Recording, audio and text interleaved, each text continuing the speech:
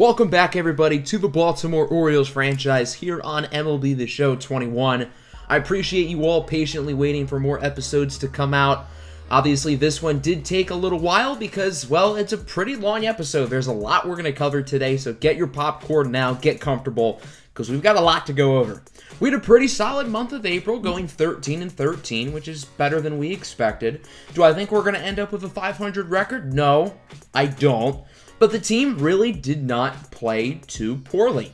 We're going to go through all of May today. That's right, we're going through an entire month. We're going to be playing a AA game, a AAA game, and a Major League game. So we're getting our first look at the minor leagues, and we're obviously still going to be focusing on the big league club as well. But a major emphasis today will be the minor league squads. But before we do that, we've got a trade, and it's a pretty interesting one.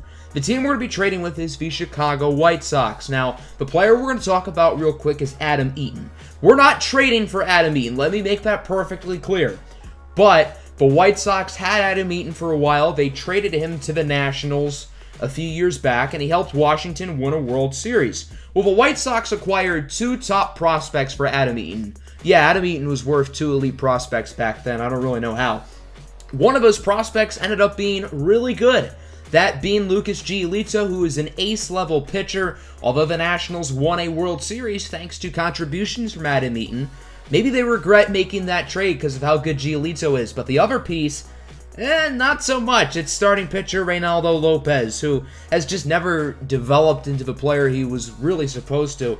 The White Sox are a team that's really going all in on this season. I don't think they're going to be patient with Reynaldo Lopez much longer, so we have a deal. Reynaldo Lopez will be headed to the Baltimore Orioles, along with a few other minor league pieces in Walter Stewart, who is pretty much a throw-in, and Taekwon Forbes, who's an interesting utility infielder who can play a few different positions. So we're going to be giving up a few okay players, the first one being closing pitcher Cesar Valdez. Valdez has not had a great season this year, but the White Sox need more help in the bullpen. I think he can pick it up for them. So they're kind of gambling that he's not going to suck anymore. They're also going to be acquiring Pat Valaika from us. I just don't really see a future with him on our roster. He's an okay utility player, and the White Sox do need more depth in the infield, so that's why he makes sense. And then Gil Pacheco is a throw-in player. So the White Sox are be getting two decent players, and we're going to be acquiring a starting pitcher who hopefully we can salvage and develop into a solid player. We're going to be calling Dilson Herrera up to the big league since we traded two major leaguers away and only got one.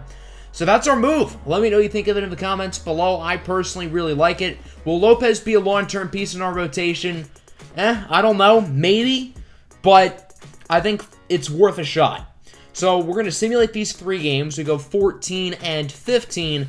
And that will bring us to the date where we start talking about the minor league teams. This is the AA opening day, by the way. So this is the first game for the AA team. This is the first game for a lot of our 2020 draft picks, including Heston Kjerstad, the second overall pick out of Arkansas.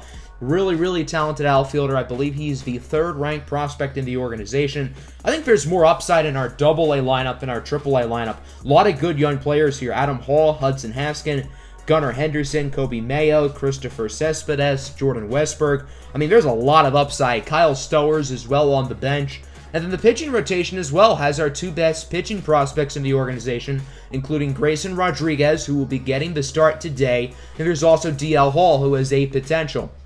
I think both of these guys have upside to be starters in the major league rotation within the next few years. They both have low walks per nine, which is annoying because you need to have good walks per nine to be really good in this game. But if those two guys can develop, then I think they'll be really solid. Going to be taking on the Altoona Curve here, the AA affiliate of the Pittsburgh Pirates. We're obviously pretty familiar with the Altoona Curve and the Pirates organization on this channel. Of course, our MLB The Show 20 franchise was with the Pittsburgh Pirates. If you missed that series, I can leave a card in the top right for the playlist because that was a really fun series. Here's a look at both lineups today from 1 to 9. The Pirates have a few talented prospects in there, most notably center fielder Travis Swaggerty. So here's Quinn Priester, a first-round pick a few years back, only 19 years old. has some solid potential for them. We'll see what he will be able to do in this one against the Bowie Bay Sox. That is the name of our AA affiliate. So here's Heston Kjerstad. His first at-bat as a member of the Orioles organization, even though he was drafted 11 months ago at this point. It's going to be a fly out to center over to Swaggerty. So a 1-2-3 start for Quinn Priester. Not a flying first at-bat for Heston Kjerstad, but there's still plenty more to go, so we're not worried. Grayson Rodriguez will be getting the start here for the Bay Sox, only 20 years old, a really talented righty who has, I think, either 88 or 89 potential. He's going to be really good. His first batter, Dave Rosa, strikes out. Good start for G-Rod. Yeah, I guess that's going to be his nickname. Here's Cole Tucker now, 1-2 pitch. He goes down looking on the four-seam fastball. Nice pitch from Grayson Rodriguez, who starts the game off with a pair of strikeouts. Let's go to the bottom of the second now. It's Troy Stokes Jr. up at the plate. And Stokes, shopping gap for extra bases. He is speedy, gonna round second, headed to third. The throw from the cutoff man is not in time.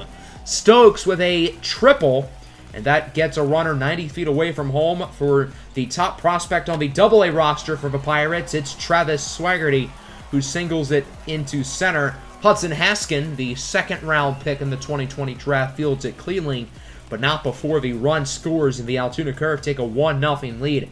Let's go top of the third. Not a lot of luck for the Bay Sox offense so far, but that could change here with a Kobe Mayo base hit. Should have been a single. I don't know what Travis Swaggerty was doing there. He was just dancing in center field, diving away from the ball. So that'll be a double for Kobe Mayo, another 2020 draft pick.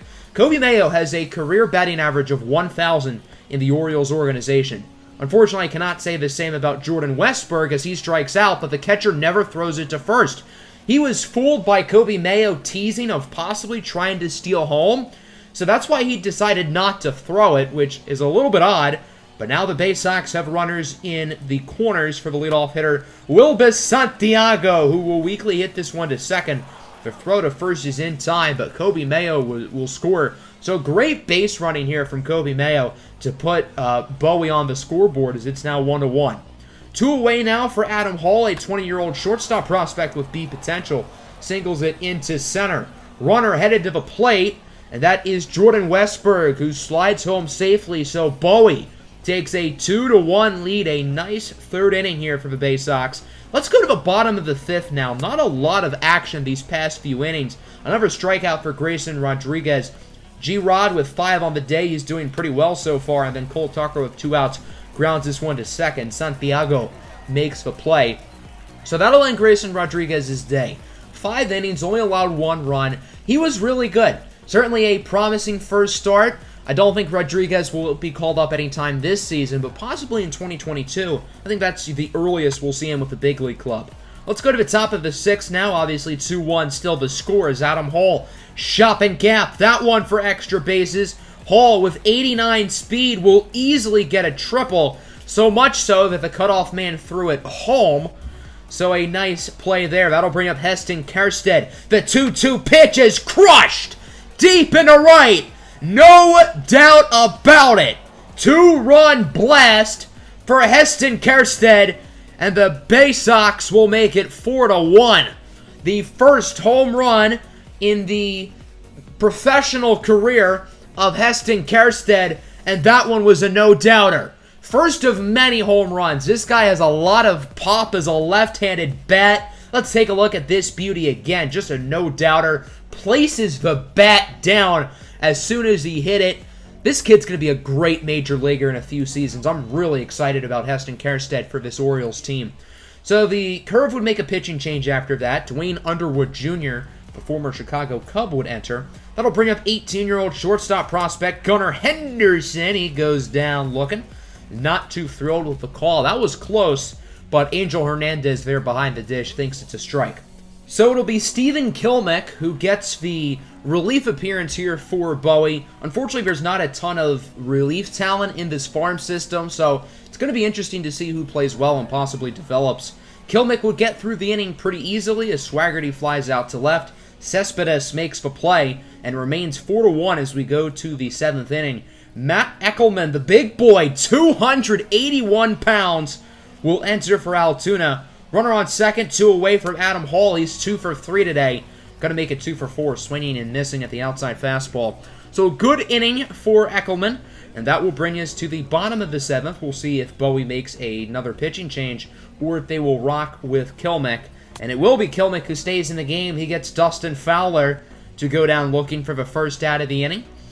Let's go to the top of the 8th now. Eckelman still in. Heston Kjerstad leading things off. Swings at the outside changeup. That's a single into center.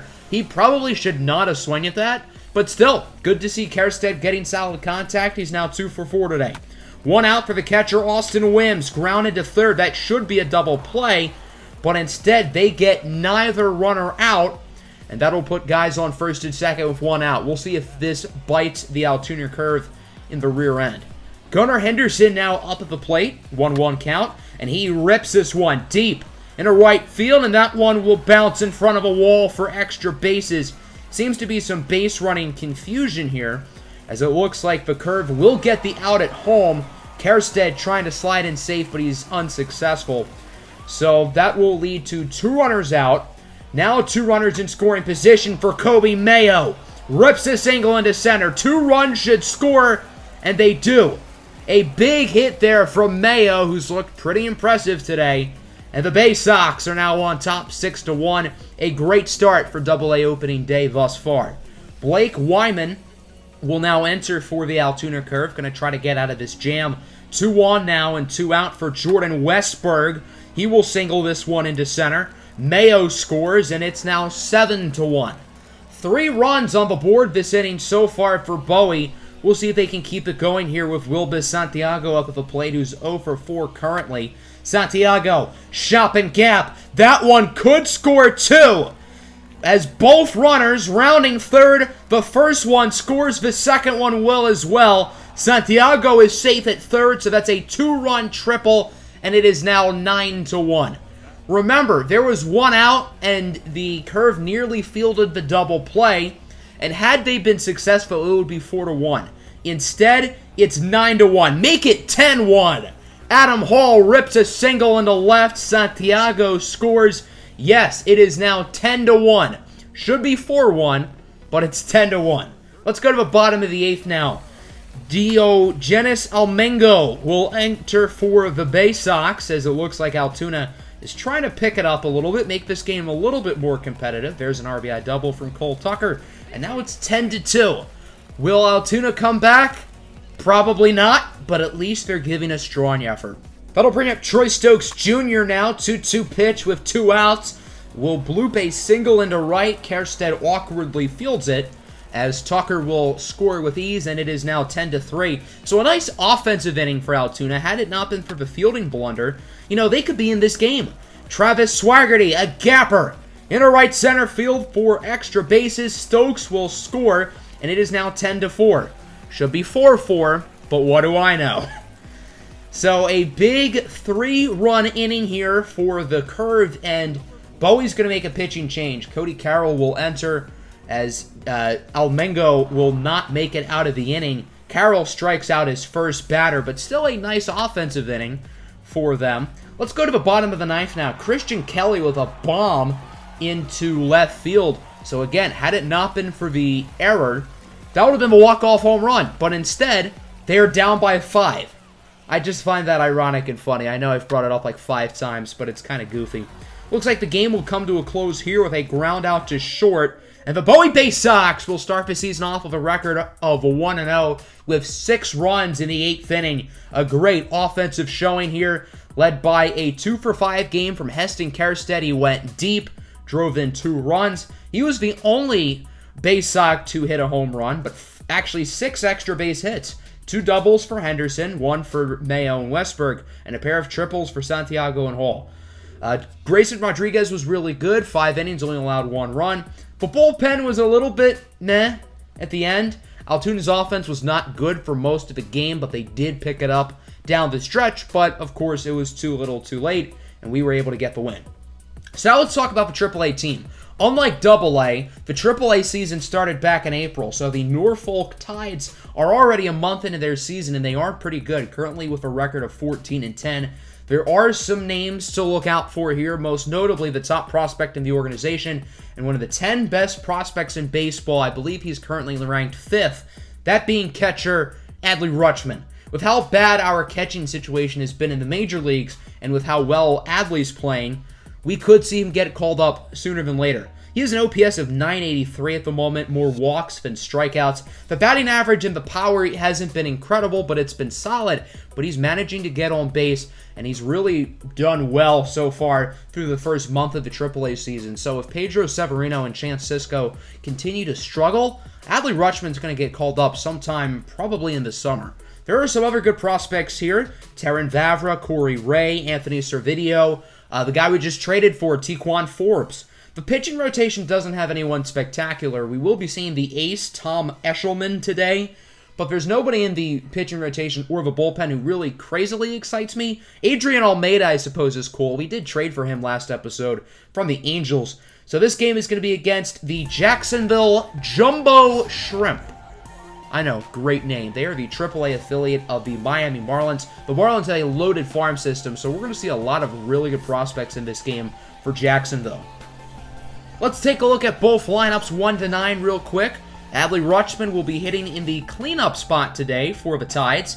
Terrin Vavra, also a potential, another name to watch out for as we take a look at Brandon Librant, who will be getting the start for Jacksonville. He's having a nice year, 2-0 record, 1.71 ERA, .95 whip. He's done pretty well. And he's also a lefty, which could prove to be trouble for some hitters like Corey Ray, who is still leading off, and Ray rips this one into right center field, so maybe I spoke too soon. That one goes off the wall. Rounding second, should get a triple with ease.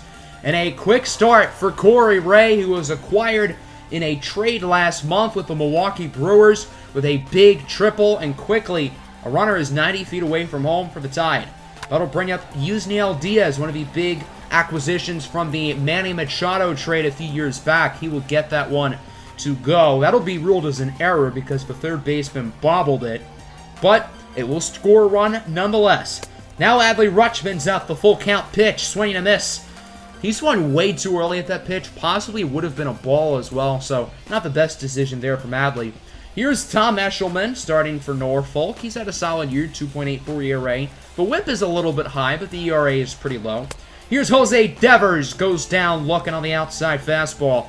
Devers, one of the many young players in this farm system with a potential.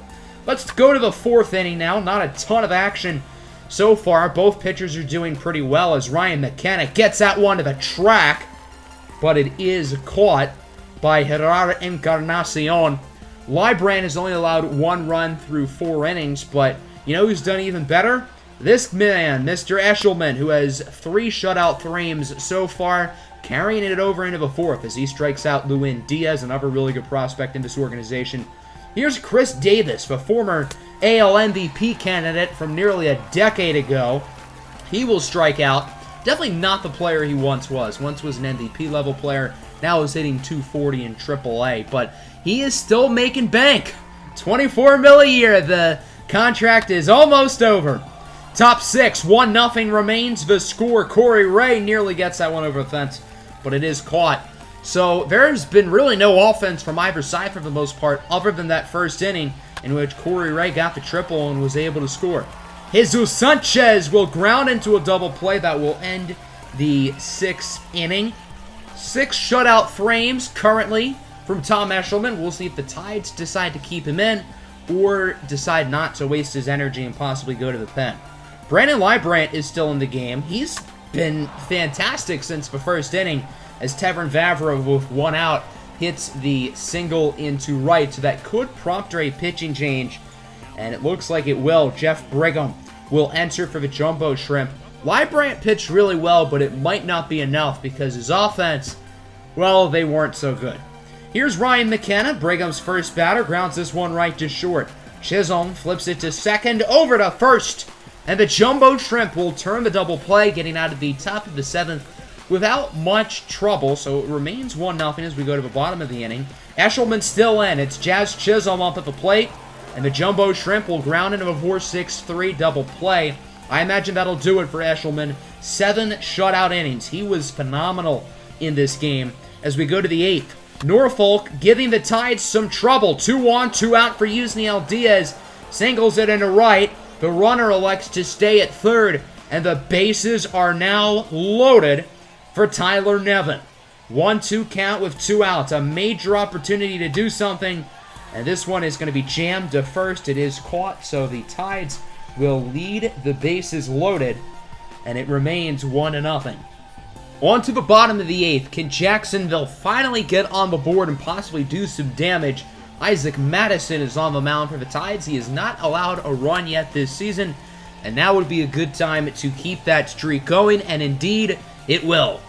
1-2-3 inning for Madison. Let's go to the top of the 9th now. Still 1-0. As Mike Morin will enter for the Jumbo Shrimp. He's had a busy season. 9 innings, only allowing 1 run. And this is actually his first non-save opportunity all year. All 9 of his appearances have been save opportunities in which he's been successful. Morin does get out of the inning easily, striking out Anthony Servideo. So a quick 9th inning there. And now let's go to the bottom of the 9th. Adrian Almeida. Almeida has not gotten a save opportunity yet this season, as this is his first one. 2 away here for Jesus Sanchez. Flies this one into right, should be caught, and it will. A 1-0 victory for the Norfolk Tides. So both minor league teams get the wins today in very different fashion. Altoona allowed 10 runs against our Bowie Bay Sox. Meanwhile, the Norfolk Tides only need to score 1 in order to get the win. That run was scored in the top of the 1st inning. Not a lot of offense after that. Adley Rutschman had an uneventful day. He went 0 for 4. But Tom Eshelman was the main story. 7 shutout innings, and then the bullpen did a good job of finishing the job. Jacksonville had 6 hits. Meanwhile, we had only 4. Librant gets the loss, although he really doesn't deserve it. So we're going to simulate all the way up to this Minnesota Twins series here at the end of May. I wanted to play the Twins because they're an interesting roster. So we're going to sim through the final 2 games against Seattle, 4 against Boston, 2 against the Mets, 3 against the Yankees, 3 against Tampa Bay, and 3 against Washington to get to this late May series against Minnesota. I think it's fair to say things definitely came back down to earth for our Baltimore Orioles, or let me rephrase that. Things came crashing down to earth. We had a pretty rough month here. We are currently 19-27. Since we started simulating, we went 5-12, and overall in the month of May, we are currently 6-14. So, not ideal. But, I mean, we weren't expecting this team to be great this year. It's not a major surprise. I'm happy we were competitive throughout April, but I can't really say the same about May. Here's a look at all the major league stats, by the way. I think Trey Mancini's been our best player. He's hitting over 300. He's hitting for good power. The lineup has actually been quite good. It's the pitching that's really been letting us down. Our pitching staff really has not been great this year. Reynaldo Lopez's numbers have gone down since we acquired him, and the bullpen outside of Travis Lakins has pretty much been a mess for the most part. So obviously not the month that we were hoping for, but maybe we can right the ship against Minnesota as we lose Game 1, but we win Game 2, so we tie the series up at 1. This Game 3 will determine who wins this series here against Minnesota, so let's get right into it. The Baltimore Orioles trying to win probably their first series this entire month, taking on the AL Central leading 28-21 Minnesota Twins, who have been a great regular season team for quite a while. Obviously cannot get over the hump in the postseason. Unfortunately, this is not a playoff game, so this is not a guaranteed win for our Orioles. Here's a look at the lineups. Kenta Maeda on the mound today for Minnesota. He's had a pretty good year, 2.41 ERA, 1.10 whip. He's been really solid, one of the more underrated veteran starting pitchers in baseball. Runner on first, nobody out for Anthony Santander. Grounds this one right to first for the 3-6-2 double play. Good defense there by Minnesota. This is not the minor league caliber defense that we saw in the first 2 games today. Trey Mancini strikes out. Battle on the top of the 1st inning. Good start for Maeda and the Twins. As we go to the bottom of the 1st, let's see what Minnesota's offense has up their sleeves. Reynaldo Lopez getting the start here for the Orioles. He's had a rough month of May, but clearly this organization believes in him. They think he has a lot of upside and can be salvaged. He was once a top prospect, hasn't necessarily developed, but at 27 years old, there's still room to grow. Here is Andrelton Simmons leading things off in a big way. That should have been a single, but Cedric Mullins instead decided to dive in the wall for whatever reason, and it's a double. Okay, an odd start to this one. Simmons now on third for Josh Donaldson with 2 outs. This one crushed into left center field, so it looks like Cedric Mullins' shenanigans really didn't matter because 2 runs would have scored anyway. Donaldson with his 10th home run of the season. A big signing a couple off seasons back by the Twins. Hasn't really worked out yet, but he's had a nice year this year. Let's go top of the second. Austin Hayes up at the plate. Crushes this one into the second deck, and Baltimore's on the board. Hayes with his 11th home run of the season. That leads the team. Austin Hayes has hit for really good power this year, which is certainly a surprise. He only had like 11 home runs in his career going into this season, and he has 11 here in the first 2 months, so it's really great to see him hitting the ball well. At only 25 years old, he is a legit shot to be a long-term piece on this team, and he certainly played up to that this season. Cedric Mullins, the following batter, now up at the plate, gets this one past the glove of Maeda. Simmons fields it, but the throw to first is not in time. Good hustle by Cedric Mullins. He had a couple infield singles in the last episode. Now he's doing some more damage here. That'll bring up the following batter now, Michael Franco, the 3-2, grounded right to Simmons. So it seems like the infield single for Cedric Mullins will prove to be nothing as Franco grounds into the double play. Michael Franco had a strong April. I think he hit around 340, but it's really gone downhill since. Bottom 2 now, Max Kepler goes down looking, the German native, for the second out of the inning. Lopez's first strikeout of the day. Then here's Jake Cave now, the 1-2. Swinging a miss on the curveball. Another nice strikeout from Reynaldo Lopez, who gets out of the second pretty easily with a 1-2-3 inning. Lopez has good innings here and there. He just needs to be more consistent, which is really his big issue. And hopefully, here in Baltimore, he gets that true second chance. Bottom 3 now, runner on first, nobody outs for Simmons. That should have been a double play, but Franco hesitated. He didn't know whether to throw it to second or first, and then he just reacted too late. That'll bring up Luis Arraez now. Grounds this one to first. This time, Baltimore should successfully field the double play, and they do. The Twins do now have a runner on third, but this creates a much more manageable situation here for the O's to get out of this inning, and they do, as Nelson Cruz will strike out. I think Nelson Cruz gets better as he ages. He's having another MVP type of season at the plate. I know that's strong words to say about a DH, but his numbers are that good. Let's go top 4. Ryan Mountcastle leading things off. He goes down on the slider. Kenta Maeda pitching really well other than the Austin Hayes home run. Reynaldo Lopez, though, is pitching a lot better as this game has gone on, too. First batter of the inning, he gets revenge on Josh Donaldson by striking him out. Now here's Miguel Sano, the 1-2 pitch. He goes down on the slider. Sano has improved as a contact hitter throughout his career, but he still strikes out there. And then here's Jorge Polanco, goes down looking on the curveball. A trio of strikeouts there for Lopez, and other than that first inning, he's pitched really well throughout this game, which has been really good to see against a tough Twins offense in a hitter's-friendly ballpark. Top of the 5th, here's Chance Sisco up to the plate. This one crushed in the gap. It's gone. 2-run blast for Sisco, and the Orioles make it 3-2. Chance Sisco's actually had a really good month of May. I think there's a good shot he becomes the everyday guy over Pedro Severino for the next few months until Adley Rutschman gets called up. And I think the only reason why Rutschman is still in the minors is because Chance Sisco is really playing well. Here's Jahmai Jones not too long later. We'll get this one to drop, and he's going to try for extra bases. Jones around first, headed to second safely for a 1-out double. And it seems like the Orioles offense has really figured things out. They started the game off slow, but they're really hitting well right now. Here's Santander over the glove of the first baseman. That one should be an RBI double. Santander easily rolling into second. Jahmai Jones scores with ease, and Baltimore puts up 3 runs here in the 5th inning. They will take a 4-2 lead. Kenta Maeda will be removed from the game, and Jordan Balazovic, the Canadian native, will enter. One of the Twins' top prospects. He's done fine as the long reliever this year. 2 on, 1 out for Trey Mancini. Rips a single into center. Santander headed home. The throw from center, not in time. And the Orioles now lead 5-2. The big 5th inning keeps getting bigger.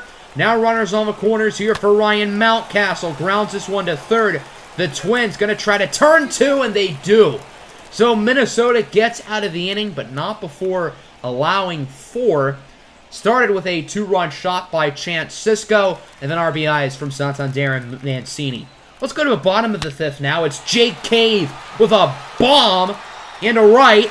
And Minnesota's going to make things interesting. It's now 5-3. Reynaldo Lopez was really pitching well, too. It's a shame to see that home run there for Cave. And Minnesota's back in it. They're only down by 2. They have a really good offense. They're not out of it. 2 outs now for Luis Arias and a runner on. He singles into center. And things are starting to get interesting. The Twins now have a pair of runners on base. And a major opportunity here for Nelson Cruz, as it looks like he will fail here. Popped up, Freddie Galvis under it. And MLB The Show decided not to have Galvis extend his arm for the catch. So instead of a routine flyout, that'll be a 2-run double for Nelson Cruz, and this game is tied at 5. I don't know how that happened. I mean, Freddie Galvis was directly under the ball, but okay. Josh Donaldson strikes out, so that'll end the inning. That'll end Reynaldo Lopez's day. Lopez only allowed 3 runs in our hearts, but since for whatever reason that was not ruled as an error, it's going to say he allowed 5. Lopez had some good innings, but again, he was a little bit inconsistent. Let's go to the 6th, tied at 5. Here's Maikel Franco. This one will drop past the glove of a right fielder for extra bases, sliding safely into second. And the O's have a runner in scoring position with 1 out and an opportunity to regain the lead right back. Chance Sisco now up. He had the home run of the previous inning. This one will stay in the ballpark, but it will drop for extra bases and an RBI. Franco will score from second, an RBI double for Chance Sisco, who is having himself a really good ball game. Sisco was once a top prospect, never really developed, but as I said, he's been really good this year, specifically this month. Dylan Tate will now enter for Baltimore, officially ending Reynaldo Lopez's day. He gets through the bottom of the 6th inning pretty easily, getting Max Kepler to check swing on the changeup. So good work there from the former top 5 draft pick Dylan Tate. And we go to the 7th. Balazovic still in. He's done a pretty good job, as with 2 outs, Trey Mancini weakly hits this one. The catcher, Jeffers, will make the play. So that will get Minnesota out of the inning. 6-5 remains your score. 2.5 innings to go. 7th inning stretch is now complete as we go to the bottom of the inning. Andrelton Simmons swings and misses. 2 shutout frames for Dylan Tate. Let's go to the 8th inning now. Minnesota making a pitching change as Hansel Robles will come out of the bullpen. He's had a pretty nice season. Nice ERA with a 1.69. Runner on third base. 1 out here for Maikel Franco. This one is hit into right. Nelson Cruz is under it. Why Nelson Cruz is playing in right, I don't know. Why Nelson Cruz made a perfect throw to get the runner out by a good 5 seconds, I don't know. If Nelson Cruz is doing that at 40, then yeah, we've got bigger issues.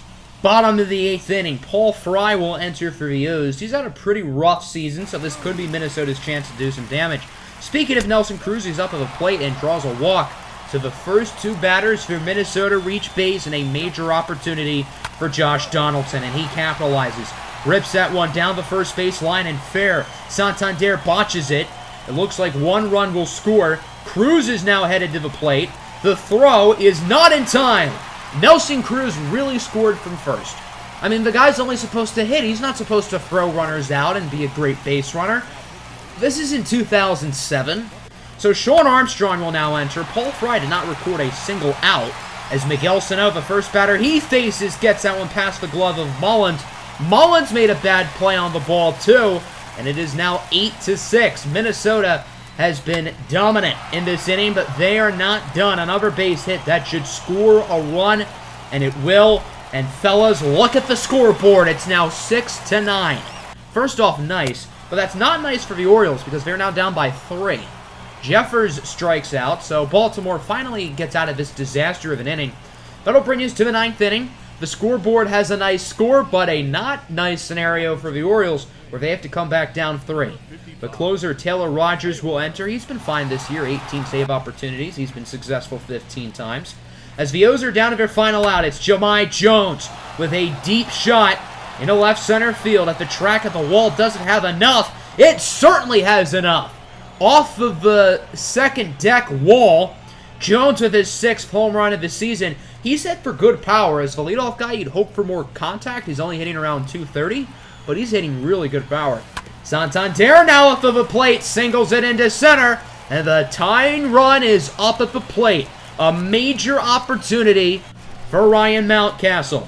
Tyler Duffrey would enter the game for Rogers to get out of the inning, and they would. Mountcastle goes fishing on the slider, and the Minnesota Twins win it 9-7. Had MLB The Show extended Galvis's arm to make the catch in the 5th inning, we would not have lost, or at least we would not have lost in regulation most likely. So, kind of got screwed out of a win, but I guess it helps draft position. I don't know. I don't want to be focusing on draft position in May, but oh well. Overall, the lineup hit really well. 15 base hits. We scored 7 runs. We really hit the ball well, but the pitching, it was not good. Reynaldo Lopez was decent. He could have been better. He could have been worse. Dylan Tate did good, and then Brian Armstrong, not so much. Minnesota obviously hit real well. 9 runs, 10 hits. Their pitching was, again, not great. Nobody really pitched well. This was definitely a hitter-friendly game, as both lineups combined for 16 runs and 25 hits. Robles gets the win. He's the only pitcher who pitched at least a full inning and did not allow a run. So I guess he deserves it. So we're going to simulate up to the draft now, which is early June. That's about a week away. And it seems like our Orioles are still slumping. We would only win 1 game in that span, which was actually the last game we've played, a home series against the Minnesota Twins. So we're now 21-34. We are currently dead last, not only in our division, but in the entire American League. And overall, we had the 3rd worst record in baseball. The Pirates and Reds have less winning percentages than us. I do want to talk about Trey Mancini real quick. It looks like he's probably going to make the All-Star team. Currently 2nd in first base voting behind Jose Abreu, so that's fun. He'll probably be our only All-Star. But yes, the next episode will be the Major League Baseball draft. We own the 5th pick in the first round. We also own a bunch of other picks. There are a lot of really talented players in this class. I'm looking for blue chippers who are not relievers, who have an MLB ETA of sooner than 2025, and there are 4 players who fit that bill. Starting pitchers Duncan Driscoll and Thurman Voilo, 3rd baseman Julio Lantigua, and outfielder Louis St. John. So those are the 4 guys we are targeting. I'll talk more about them in the next episode, which I kind of am considering premiering. I think that'd be kind of fun since it is the draft episode. Probably going to be uploaded within the next couple of days. I hope you guys are excited for that. Let me know how you feel about our month of May in the comments for the majors and minors. And as always, have a good one. Peace out.